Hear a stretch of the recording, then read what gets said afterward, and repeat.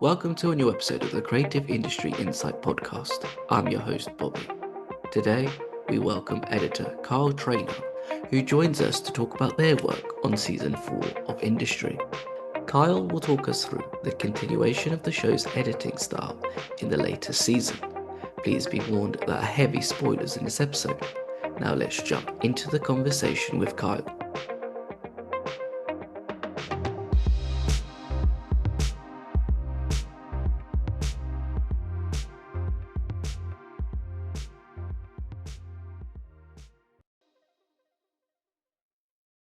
Hi, Kyle. Thank you for joining me today. Thank you so much for having me on. Really appreciate it. We're here to talk about Industry Season 4, which came out a little bit earlier this year. It's also been commissioned for Season 5, which must be quite exciting for everybody. Before we sort of jump into the nitty-gritty, how have you found the reception to the latest series? It's been great, and I think we all had a little bit of nerves. You know, the show really swings for the fences. So the fact that we were in many ways rebooting the show in a lot of ways. So there was definitely some worry about that, but the fans are awesome and they've been loving it. And we worked very hard to kind of create a bigger, more enhanced world of Industry, and I think people are enjoying it so far. Yeah, it's funny how you say kind of like reboot, because I've never thought about it in that sort of way. I've thought about that like this is just a whole different arc now, following the same characters. You've lost the core 4 effectively to now it's just like a core 2 or core 5, I would say, and then now to a core 3 to now a core 2. Yeah, it's quite interesting to see the show progress. And I was talking to someone about this in the office, just how like organically it's grown each season. Not necessarily like just the way it's scope, the story, and just how things are slightly sort of ever changing in it as well. Yeah, and the main structure of the bank not existing for this season, basically. That was always kind of the linchpin, the main backbone of the whole show, and we blew it up at the end of last season. So to come back into this world with everyone kind of scattered all over the place, it was a bit of a challenge to make that work, but I think we did it. Because you've been on it since season 2, so it must be like seeing like your kid grow up a little bit in a way, and the way it's changed and how you're sort of shaping the ideas and changes. Because like from research you did episodes 7 and 8 in season 2, and then in 3 you did 1, 2, 7 and 8, and then now you've done 1, 2, 7 and 8 again. In a way you're stepping in and shaping how the edit comes in, because you're setting the tone, and then you're kind of coming in towards the end to sort of beef up the juiciness of like setting up for the next series as well. Like as an editor, when you step into those moments, are you ever sort of mentally preparing to be like, oh, this is going to be like a lot of pressure on me to create the tone of the series? Or is it a case of just, yeah, let's look at the footage and play with the performances and take it from there? I mean, I think that pressure is always there whenever you're doing a season premiere or season finale. That's always going to be kind of in the back of your mind. And I think especially with this show, it's a little bit of like, I never know what the show is going to do. Every year that Mickey and Conrad, the showrunners, have given us the scripts, it's like, I cannot wait to read them because I have no idea where we're going. Certain shows have like a bit more of a structure and you kind of know what's going to happen. And the great thing about the show, one of the great things, is that it's always kept me on my toes. So yes, definitely a little bit nervous, but I think we are just so excited to do it that we just dive right in. And that's kind of the great thing about the show. And I guess as well, like with the season 4, as you said, everybody's sort of scattered around.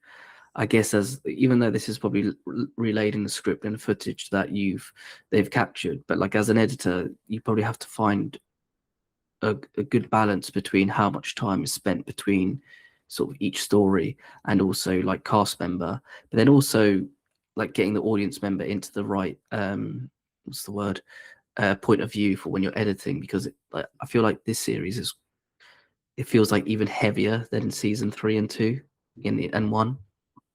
Yeah, I would say that everything has gotten bigger and heavier and more intense and faster. So the particular dance that we had to do with episode 1 this season where we're doing a ton of heavy lifting of not only just new season, catching everyone up with our characters, but everyone being scattered, with the bank being gone. It was quite a dance to do it.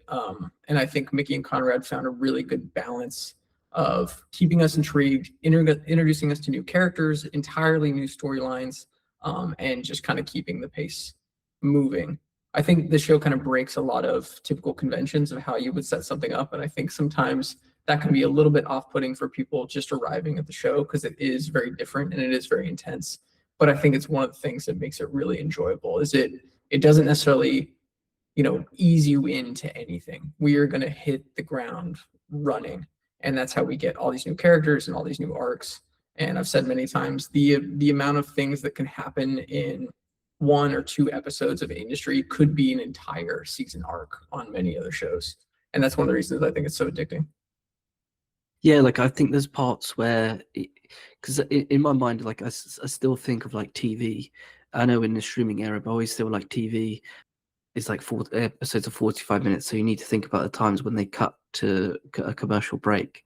And I always feel like there's certain moments in industry where it ends and you think, is that the end of the episode? Because it ends on such a strong moment. It's like, no, there's still 20 minutes left. You think, how are they going to end this episode when it's already like, that feels like an ending in itself. So how is this going to work? Like, what is there still more to tell in this episode? But then it kind of like, and then it just pulls you back in again. Yeah, I don't think you're alone in that feeling. When we get the scripts and I'm looking at the footage, I often feel the same way. We sometimes will put, 3 endings onto a scene, but the good thing is that we get to then decide how we actually want to do that, what we want to proceed with, what ending do we want for each episode. So we're very lucky that we're spoiled for lots of good things. But yeah, it can be a lot at times. You're like, oh my gosh, we're doing so much in just one episode. Yes, and it's quite, I guess as an editor as well, like you could maybe play around with the scenes, so not necessarily have, what they could have said actually in the script on page 35, we can end it there, or you can maybe move that around so that scene could maybe play towards the end, so page 55, for example. Did you ever have something like that in the edits so that you could play around a bit more with the time and story and sort of focus on everybody, or was it very sort of strict on this is how we're going to be doing it? You keep it to that lineage. I think it's like it's a little mix of both, because yes, we have the freedom to do that kind of stuff, and Mickey and Conrad are very open to trying new things and playing with the footage and moving stuff from one episode to the next or whatever, moving scenes. However, the show is very, very plot driven.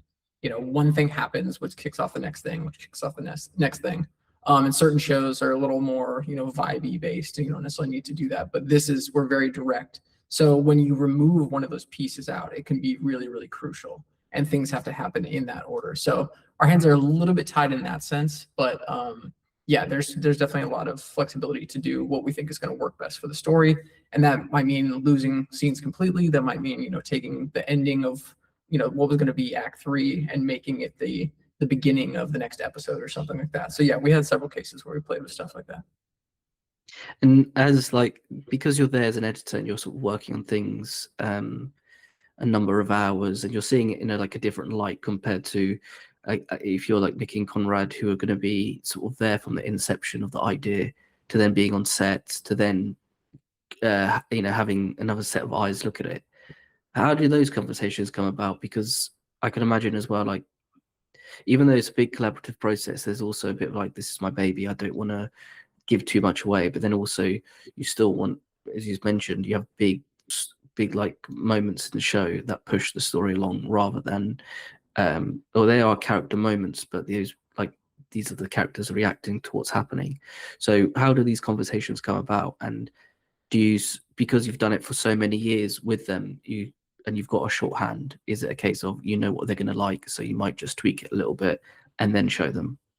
Yeah, definitely. I think the guys have a lot of trust in me that hopefully I've earned over the seasons, where we'll have certain aspects that we just know are going to be, we love the texture. There's so much great texture. There's so many good jokes. The guys just write incredibly funny, clever dialogue.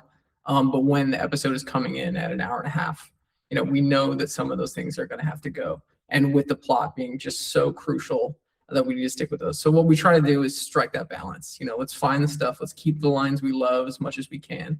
But I will say that Mickey and Conrad have developed a lot as filmmakers over the years, and they are not precious with their work. Of course, they love it. We love watching all that stuff. I would say there's very few situations where we're like, this can go because we don't like it. It's always going to be painful to take that stuff out. We always enjoy it. So we have to make those tough decisions. And the guys are very good about figuring out what is really crucial here and what we really need. But yeah, I wish I could show people. There's so many great things, so much good texture, great writing that sadly has to get cut sometimes. Yeah, I can imagine though as well. Like, it's your own private theater in terms of like you get to see some of these performances that no one else would get to see, and especially with like jokes, because there's a lot of humor in it, and it's also sometimes as well like comments are peppered in where people off screen, which I think fans missed a little bit this series, was sort of like with not being in the bank in itself. And yeah, I do find like they get such a good balance from it. And you would think sometimes if like you hear somebody shouting something derogative or something stupid, you think it might take you out of it. But then sometimes you actually realize like, no, this is how sometimes an office works. Like people are having their own conversations, just underlined shit chatter. Sometimes you'll hear something that you're not supposed to hear. Yeah, I think the trade floor was really like the area where that was like able to flourish. And a character like Rishi, I think really was like kind of the holder of that kind of stuff. I think that was born out of season 1, which I wasn't there for, but the story they always say is that basically the show kind of felt a little bit empty. The trade floor was never quite as active as they wanted it to be. So they went and just did a whole other pass, and wrote all this great lines for someone like Rishi to deliver. And I tell people to always watch the show with subtitles on, just because there's so much background texture that you're not always going to hear it super clearly, but when the subtitles are up, you're going to get those little jokes. So with the trade floor being gone, yes, I think some of that structure is lost, but we found really fun ways to sprinkle it in. There's a great line in episode 1 when we introduce Eric on the golf course in New York, and it's supposed to be Donald Trump like playing golf. And there's some guys behind him in the background that say something to the effect of like, he played with Tiger Woods and now he thinks he's like a civil rights activist or something. It's like really hilarious, insane comments that Mickey and Conrad came up with after the fact. And I just love that texture on the show. It's one of my favorite parts. I wonder if they're like how difficult those moments are to write, because especially like maybe I guess it's like part of it is the performance, because you need to have someone who's going to have that right timing. They have to say it like just dry enough that people kind of realize like I shouldn't be laughing at this, but I will laugh at it because it's just, there's like a sense of truth in it. But then also like writing it and thinking these stuff up, like that must be so much harder than writing certain dramatic moments as well. I mean, credit again to Mickey and Conrad. I think that they really enjoy doing that kind of stuff. And yeah, finding a joke that is right on the edge of appropriate and, maybe not even airable on television, that is like straight up right in their like little sweet spot. So I think they view it as a great challenge, and I've never been disappointed. And some of those things are done with locked cuts. Like those things are decided very much after the fact sometimes, where we're trying to just, find some good texture and just find some little pieces. And they managed to cram in just the right joke in just the right amount of time to give you that little nudge. We're just kind of we already are liking the scene. We're already enjoying the drama, whatever's happening. And if there's anything we can do, just pump it up a little bit. It's great. Do you find as well, like when you're editing, because you're saying about like it's in a lock cut in a way, do you find that like sometimes it might be on a whim that they'll put that joke in, and that would that affect the way the scene plays out? Or is it just because it's just texture background, you just allow it to just populate the scene? I think it's happened a couple different ways. Usually it is kind of that texture in the background where we're just kind of trying to fill it out a little bit more.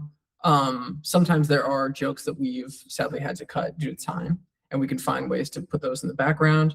It's had a various genesis, but the guys I think are really the ones that kind of come up with that extra little piece. But yeah, it's usually just stuff that we have hanging around in post too, where we'll come up with a joke in the room, And next thing you know, we got ADR recording it and throwing it in the background. I wonder as well, like how they might get away with it, like with the studio, and how they probably say, "Oh, yeah, sorry, delivery date, you need to approve this," and sort of just push on with it rather than actually, are we allowed to do this? Are we not allowed to do this? I think there's something about it because it's not so central, it's not the main focus of the scene. I think that almost opens up their ability to get away with certain things a little bit more. If some of those jokes were said front and center, I think maybe, there'd be a lot more pushback. But because they're that background noise, it kind of works. So it's an extra little treat, which again, I tell people, make sure that the subtitles are on because you're missing out on some real gold right there in the background. So if you watched the show and you loved it and you didn't have your subtitles on, go watch it again with those on. Yeah, 100%. And it just, again, just adds more flavor to the stew and what's being created. Yeah, definitely go check that out. I think as well, what I'm curious to know about, because I think the style of the show has changed over the series as well, with longer takes, and I think even like with lens choices, you see sometimes as well that they go for like a lot wider. There'll be a wide lens in certain shots, but then also a zoom lens in other shots. As an editor, when it comes to those sort of stylistic changes, how do those come into play to the way that you're going to cut things? Because they are certain nods to other films, so something like All the President's Men, something a little bit more like Parallax View, for example. But then also because there's longer takes, surely as an editor you kind of think, nice, I don't need to worry so much how the scene flows because it's already done within the filming. Or do you still think about, actually, should we cut it in certain places or just let the tension ramp up and ramp up? Because I think, sorry, just to add as well, just because in the second episode of season 4, in The Commander and the Grey Lady, you have Kit Harington basically running around the dinner table when he's sort of tripping out and losing his mind. It's like that's like one scene that comes to mind where it kind of just ramps up so much. Yeah, I think the good thing about how we shoot the show is there's usually options for that kind of stuff. So if we've designed a oneer or something that we want to do, or a really long take to sit in, often there's also coverage to back that up in case that oneer or whatever long take is not working. So we get to really decide and see how that sits and how it's working with the viewer. That episode in particular, episode 2 of season 4, we wanted it to be a bit of a departure. So I think we feature longer takes and the zoom lenses throughout the season, but I think that episode really stands out as a very different version. The music is different. It's shot a little bit farther and pushed. All those things are pushed a little bit more. So that was like a very unique setup for that one. So I think we leaned into all that stuff a little bit more because we did that wanted to be a small hint to let you know this is not going to be your normal episode of industry. We have essentially a ghost walking around. That's like very unconventional for how this is done. So it was a purposeful technique to kind of let the viewers know we're doing things a little bit differently this time. But yes, I think you called it great. Parallax View, All the President's Men, Barry Lyndon, these were all influences on things that we wanted to do for this season. And I think those long zoom takes, those slow pushes, slow pulls, those were definitely a big part of what we wanted to do and discussed very early on. And, we did some test shoots and everything for it. So it's different. And you look at season 1 to season 4, and they are wildly different shows and how they're shot. And part of that, I think, is a progression of the filmmakers, Mickey, Conrad, the whole team, how everyone is progressing and how we make the show. And part of it, I think, is like we are doing something different every single season. And I think that sometimes you want continuity. You want to make sure the show is looking the same, sounding the same, feeling the same. And I think we're actually kind of trying to do something different by trying new techniques, by telling you something different with those techniques. Yet I think the DNA of the show is still very much the same. So I'm hoping that when the series is done and everyone can look back on this, that they can kind of see the progression and take very different things from every season. Do you find as well, like, because there's a slight change, like you're mentioning that, like, things change a bit and there's certain shows or films that they take influence from, do you find that, like, with that sort of creativity as an editor, you feel like you can be a bit braver in the way that you cut things, but then also do you feel like you might be slightly constrained as well because they're trying to follow a certain feel or influence from other films and shows? Yeah, I think it can, again, I think it can actually be a little bit of both. And that's due to the fact that the guys are very open to ideas. So yes, we go in, we have, the general view of like, hey, this is Michael Clayton. We're making Michael Clayton in many ways. But as you see, the show is also very, very different than that. So we get to kind of experiment and play. And I think that the great thing about being in post, obviously I'm very biased in this answer, but is that we get to kind of see the result of it and we get to play with it and we get to shape it. I think it's a very powerful position to have on the show creatively, because you just get to kind of be a part of that process. And the guys have always been very open to it. They're not like stuck in this has to look like this has to look like that. I think we are discovering it as we make it. And I think that their taste is so good that we end up with a good product in the end, but we don't necessarily know where it's going to go. That sounds fun but scary at the same time. Sure. Yeah, it's a little bit intense because sometimes you get the footage and you don't necessarily know what that is. Here's a good example. On season 3, there's the scene with Yasmin and Robert in episode 8 where they're in the garden and they have sex.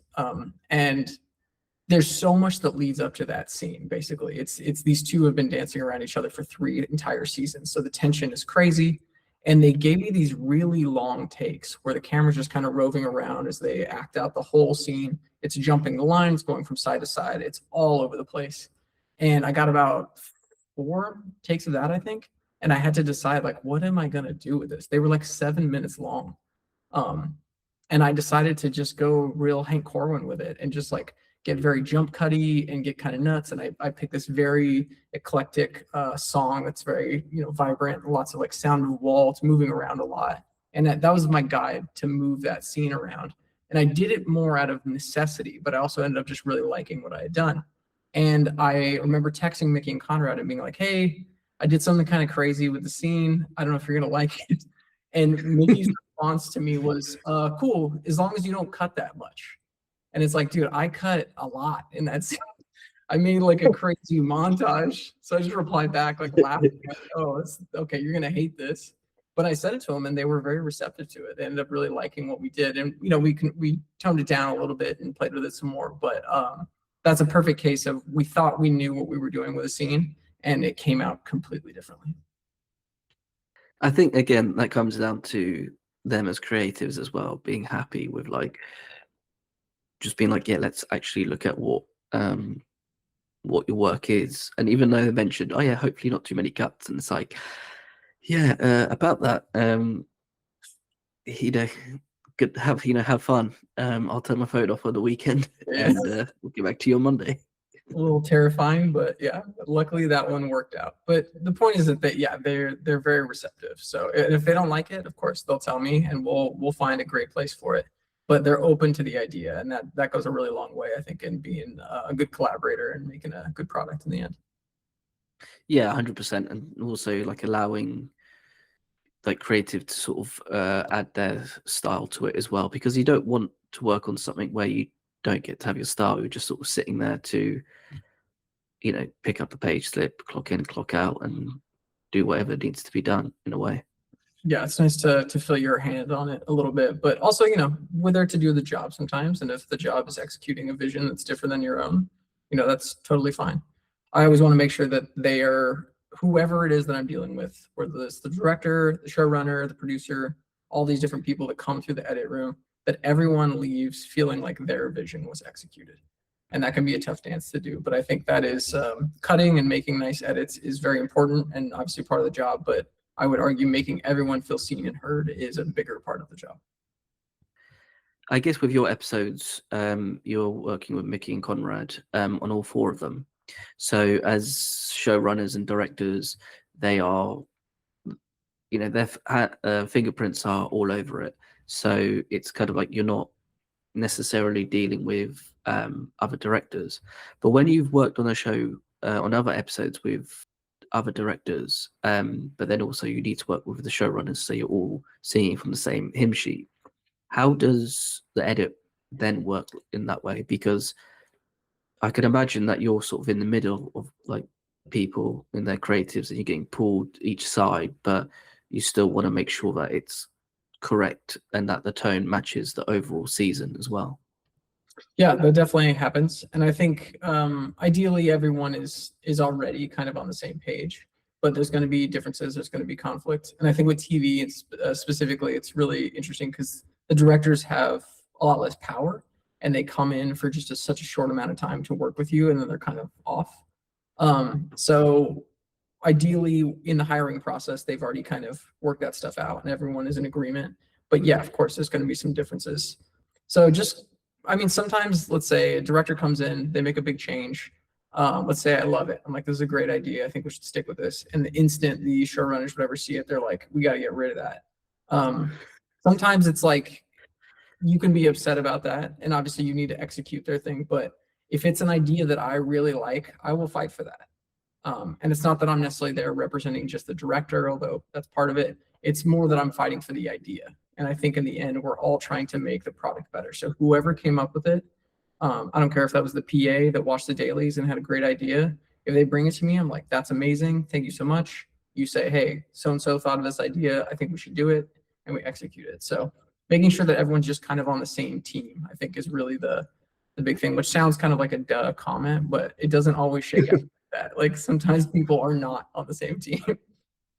Yeah, like I've had the same thing as well, where you're that, as you said, there's just putting in the right direction. And I guess if someone is very enamored with an idea, or again, as you said, if you have a PA who comes up with an idea of like, oh, imagine if you just leave it, look at their reaction to that news. Maybe you hold that shot for another 2 more seconds rather than cutting it. And there's their facial expressions saying everything you need, but you don't need, that you're showing it rather than telling it to the audience. Yeah, there's so many different like stuff like that is interesting. But then, as you said, if you have an idea and you want to fight for it, that's like a big thing as well, because sometimes it's just making sure that somebody understands why you're doing it rather than telling someone you're doing it. Yeah, it's a big part of like being able to read the room, I think, is a big part of this job. And you're also, you're a therapist in many ways. You're seeing people. I would say it's the first time that people are accountable. Like while you're on set, they might have been shooting the thing and they're gonna be like, this is amazing. Oh my God, this is the best shot we've ever had, the best scene we've ever done. And then you get an editorial and they're like, this doesn't work. So suddenly that crazy idea you had that everyone felt so good about maybe isn't actually the thing. So it's the first time that people are really kind of reckoning with what they actually have. And your job is to kind of guide them through that process. So in doing that, you can try to justify, hey, I think it's good to do it this way for XYZ reasons. But the main thing is that you're making sure that they feel seen and heard about it. Because sometimes they'll push back and they'll say, hey, I definitely don't want to do that kind of thing. And you got to listen to that and be receptive. And weirdly, 3 months from then, you may circle back to the very first idea you had when you made the scene. And these are small, you could call them victories or whatever. As an editor, they often don't feel that way. But again, you're all just on the ride. And sometimes the ride includes showing them what's not working. That's all part of it. And that must be so, I wouldn't say frustrating, but if you go back to that original first idea, it must be like, okay, so we're going to go back to, go to idea number 1, and after being on like edit version 37. But then also it's like, if you're trying to tell something in a certain style and you want the scene to play out in a certain way, because there is a lot of information dump and exposition that's being exposition, sorry, not expedition, that's being said in the scene. So I guess it's like you always have to find a way of like trying to narrow down the jargon that's being told, but then also the information that's presented in the scene. Or if even, as you mentioned with episode 2, changing the way that the story is being told because you have a literal ghost walking around, that you don't really find out until the end of the episode that it's not real. And I think as well they cast that character in such a specific way because he looks like, I think, his cousin from the previous series as well. Mhm. So I actually thought for ages that it was his cousin that came down again, Yeah. who was a filmmaker, but then actually it's his dad. So that was really clever in the way that was done. But I sort of want to jump back to that as well, because when you have something like that with such a big reveal at the end of an episode, and you're sort of tiptoeing a line between like reality and somebody's sort of psyche, how do you go about presenting that to the audience so that they're like in that point of view of thinking something is real when really it's not? We debated that a lot, especially with like the tenor of the show. This is a very grounded show. There's not a lot that happens outside of reality on this show. So that was a weird thing that we decided to do, or sorry, the guys wanted to do this season. So we had to be very careful with how we presented that kind of stuff. And as much as we were tilting things and making things a little, different, we could never you can't go too far with that, because we're immediately going to either show our hand or we're going to just be presenting a very different show. So I think what we decided was just to like play most of these things very straightforward. And there were small little hints throughout. There's like the watch that he gets that Yasmin mentions is his father's early in the episode. And if you are super eagle-eyed about it, or just watch it again, you'll notice the commander is wearing that watch. And there's a couple little other things, but basically play it straight, treat it kind of normal. And we're doing small things with how long we're holding shots. We're doing things with the style of, lenses we're using, just to let you know things are a little bit different, but it's never like directly told to you. And then even then when we do the reveal and he pulls down his turtleneck and you see his neck, it's never it's not supposed to be like a gotcha. It's like we're giving you that information that this is like a ghost, or this is like clearly, Henry is tripping out, or however you want to view that kind of information.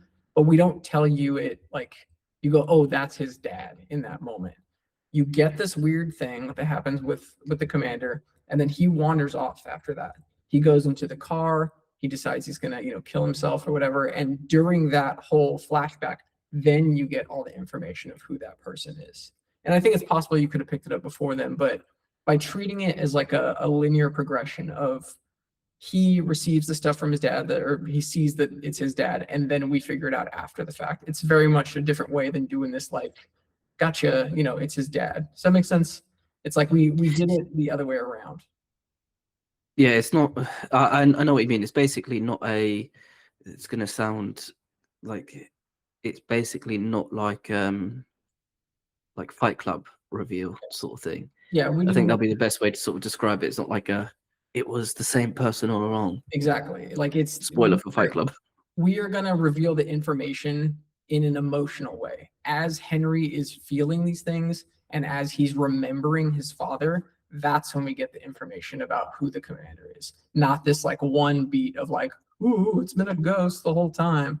And I think that's a much more like grounded way to play something like that, because we're sitting with a person who has very serious mental issues and is struggling with that emotion. It's about the emotion. It's not about the gotcha of the ghost. Yeah. And I feel like as well, as an audience member in that episode, it is more of a like sins of the father, and the idea of like he's at that same age. Is he gonna abandon his family? Exactly. Even though he doesn't have kids, but is he gonna do that same thing? Is he gonna be like, oh, I'm just gonna take this way out and not worry about it so much? And you see how similar father and son are, and they're kind of going through the same things. He's using the same car that his father used to kill himself. It's like there's a lot of parallels through that.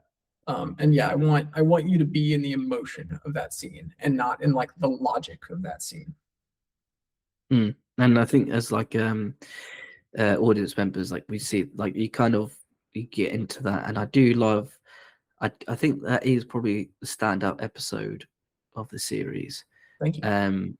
Just because I don't know, I just find it's different, and it feels like a bottle episode, which the series does really well by allowing to tell certain stories of like each person, and maybe like humanizing might not be the best way to describe it, but it's like you get like a different perspective on their character rather than they're just really odd or really rude or just over what's it called, indulgent and whatnot.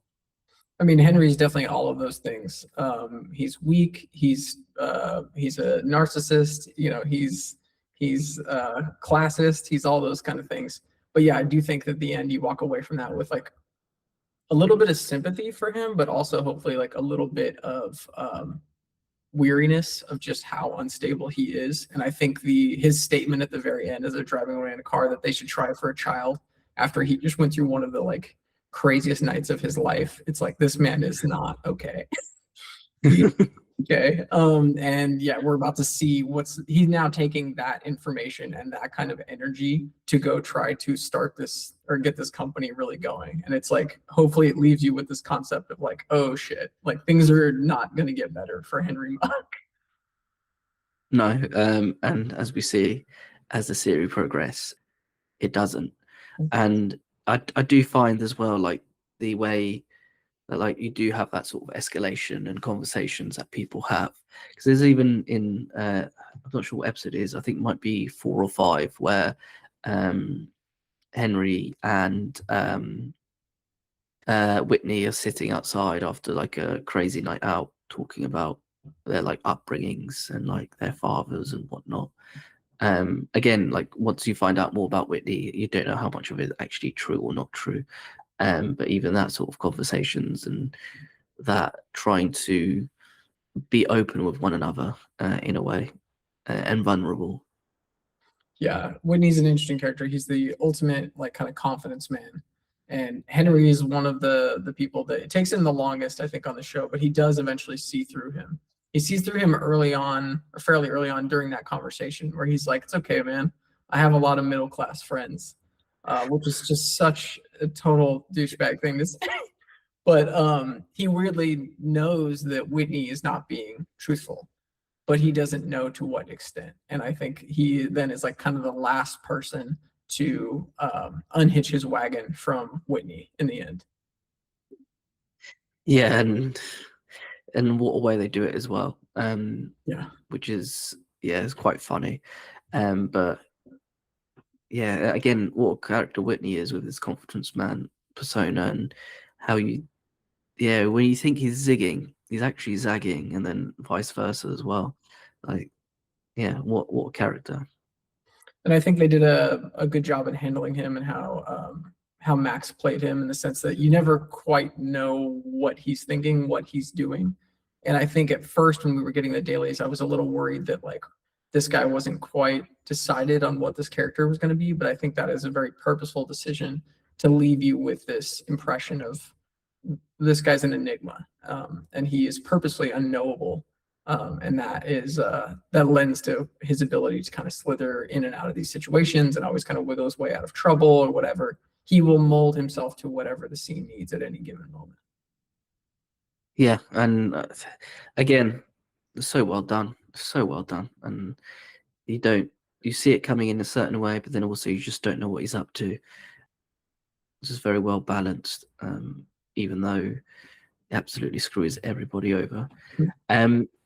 What I'm curious to know about as well is that like for the final episode in season 4, we have a great scene where where they're in Paris and Harper sits down for a meal, and it's very, very uncomfortable, and it's very, very like, oh my gosh, how deep, like, or how has this even happened now? And it feels like it kind of like you feel the change and show as well, where Harper's sitting down and they're speaking to those Austrians, and they make some very, very bad comments. When you're editing something like that, where you have the moment of like character where the penny drops for them, how do you go about cutting something like that and allowing the scene to breathe so that you can, just show the magnitude of trouble that somebody's in?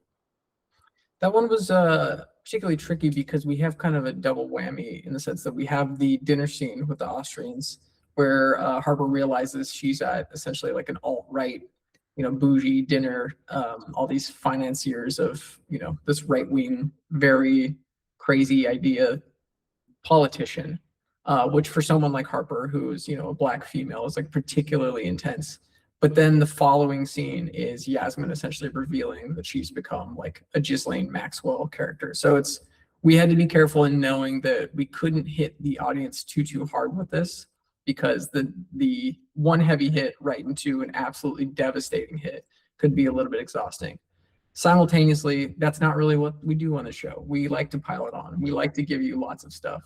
So I think what we did is we ended up backing down a little bit on the dinner scene, where we almost make it like a little tete-a-tete situation where Harper's in the middle of these two, the mother and son, clearly Nazis or whatever you want to call them, who think they're way ahead of someone like Harper. And in this situation, they kind of are, because she doesn't quite realize what's going on. But Harper is strong and she's a badass, and we always knew that she'd be able to handle that.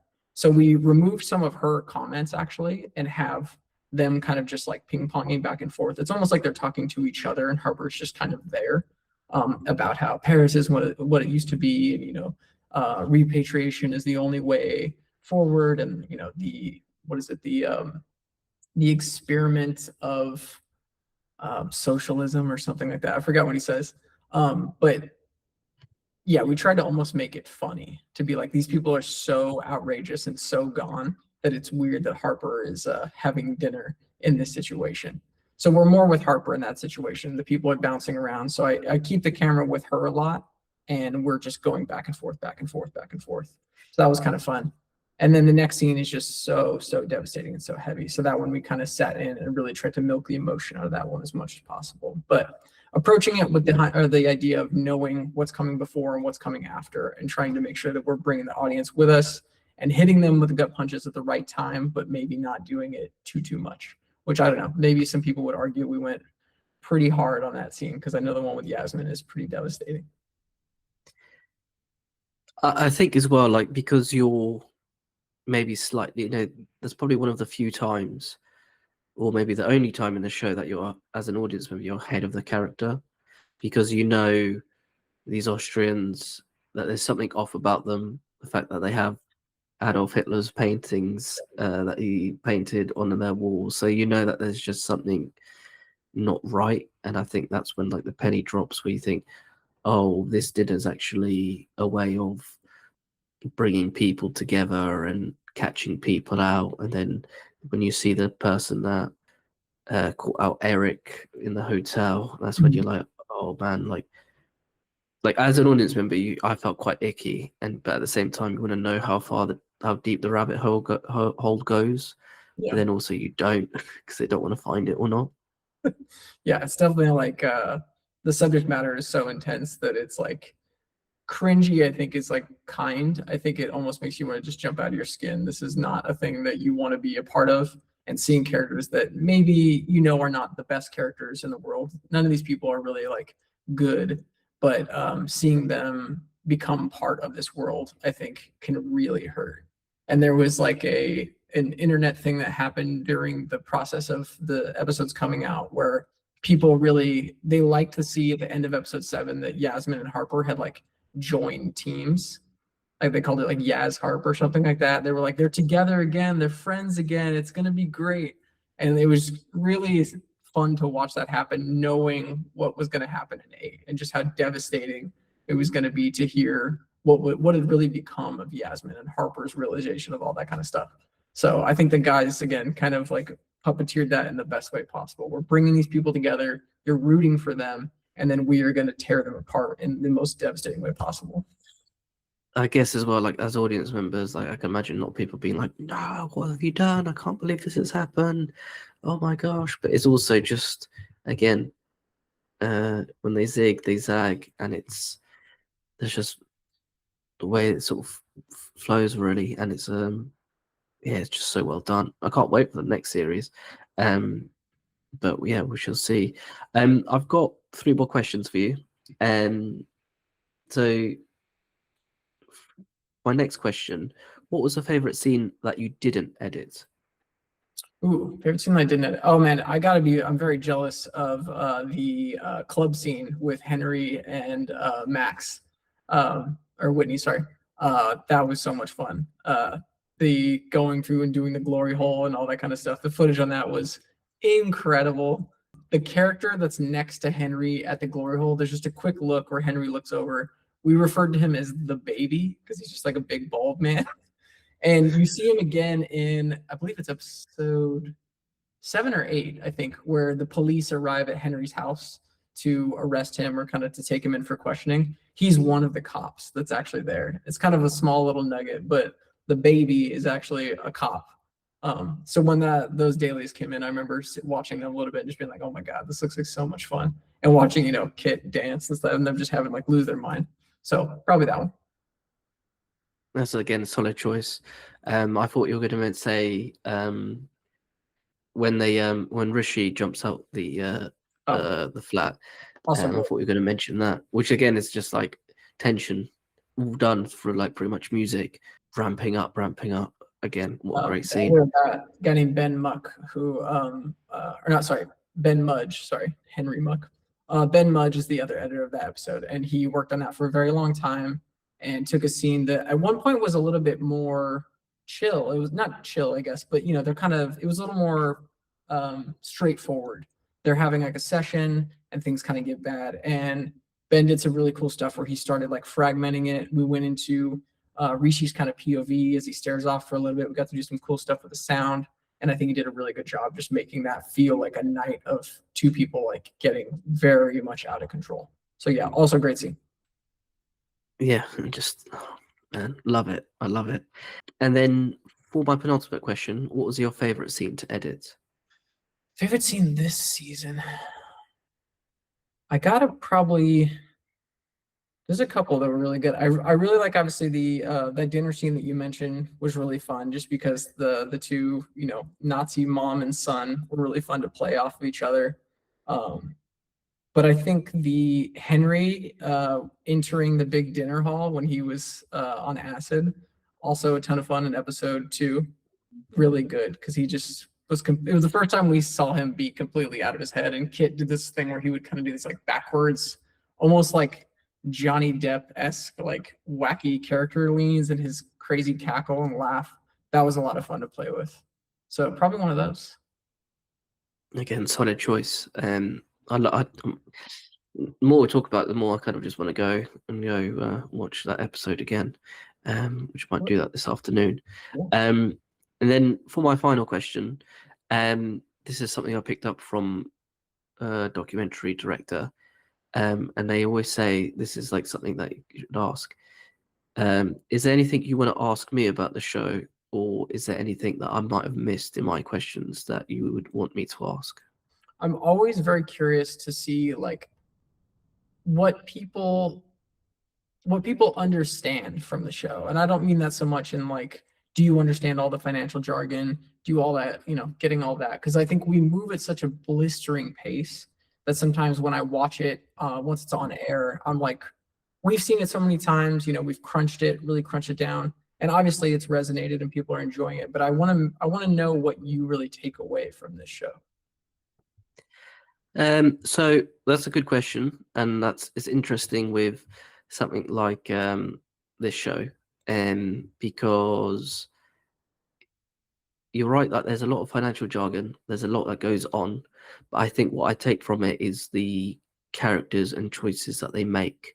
So in the earlier seasons, it's the way of like how are the characters want to sort of progress in their career, and the flaws that they have when they look towards people as mentors, or decisions that they make in terms of like, do they screw people over that are technically their friends? Do they make stuff that might make them feel out of character, but at the same time maybe it's not out of character because they hide so much about themselves and not much gets necessarily like it gets revealed as like the series progress.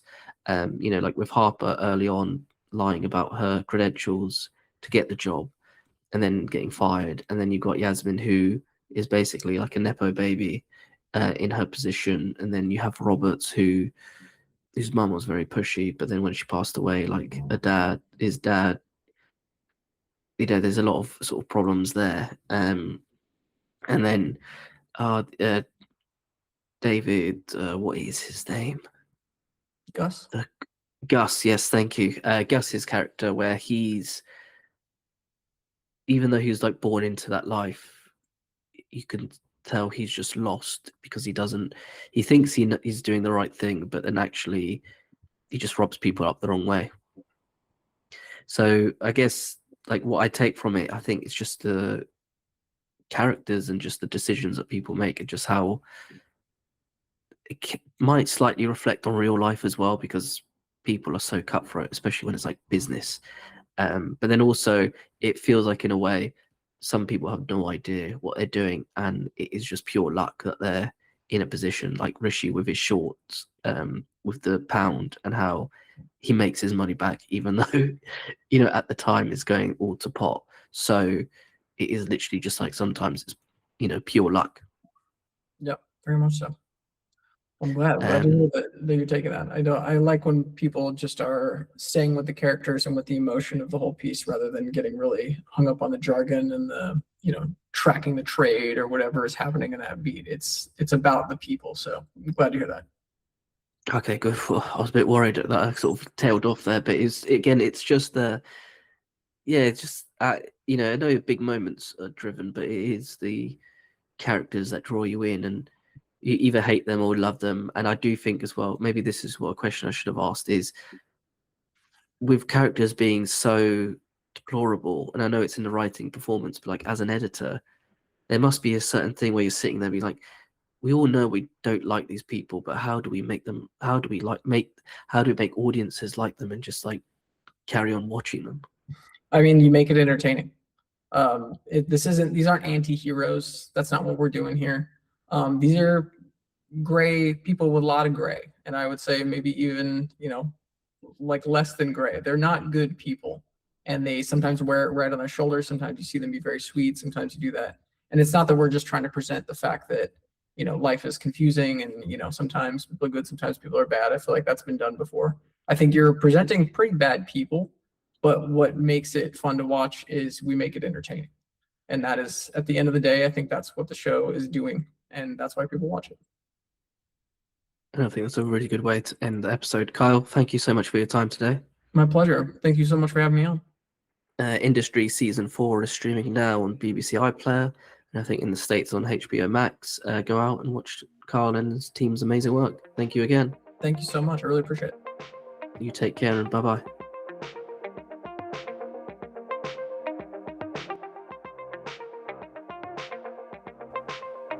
Thank you for listening. Please subscribe, rate, and review this podcast.